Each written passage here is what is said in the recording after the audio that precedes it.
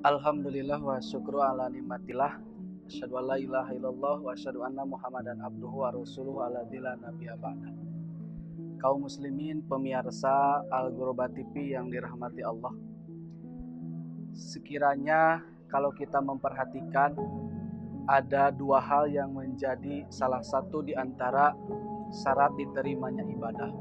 Yang pertama sidqun niat, yang kedua sidqu kaifiyat. Sidqu niat itu adalah benar niatnya, dan sidqu kaifiyat adalah betul tata cara pelaksanaannya. Mengapa hal yang demikian menjadi salah satu syarat utama?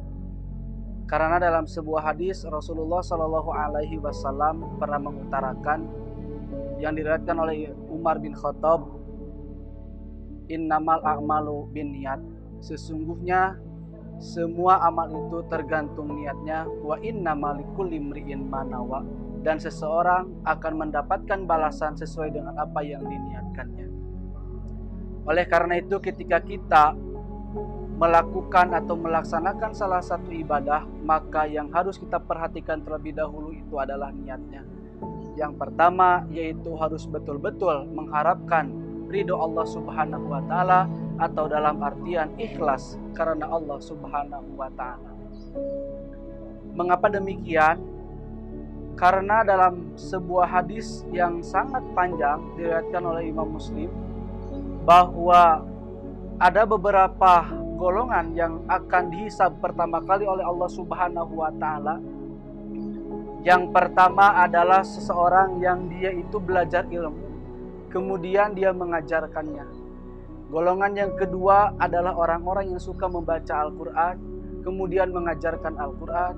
Dan yang ketiga adalah orang-orang yang suka berinfak, atau dalam artian saling atau suka memberi kepada orang lain.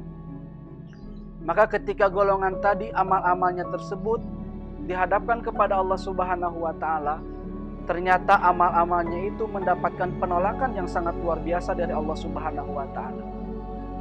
Ketika Allah bertanya kepada orang yang pertama, mengapa kamu mencari ilmu? Mengapa kamu mengajarkan ilmu? Maka orang tersebut menjawab dengan jawaban yang sangat luar biasa di hadapan Allah, bahwa dia mencari ilmu dan mengajarkan ilmu adalah fika, ikhlas karena Allah. Tetapi apa jawaban Allah? Di luar ekspektasi oleh orang tersebut dengan ungkapan kadzabta, kamu bohong. Orang yang kedua pun juga sama, mengapa kamu belajar Al-Quran? Mengapa kamu membaca Al-Quran? Orang itu pun menjawab, fika, aku belajar Al-Quran, aku membaca Al-Quran karena. Maka oleh Allah dijawab, kadzabta, kamu bohong. Kemudian yang ketiga, orang yang selalu rajin memberikan hartanya, atau dalam artian berinfak.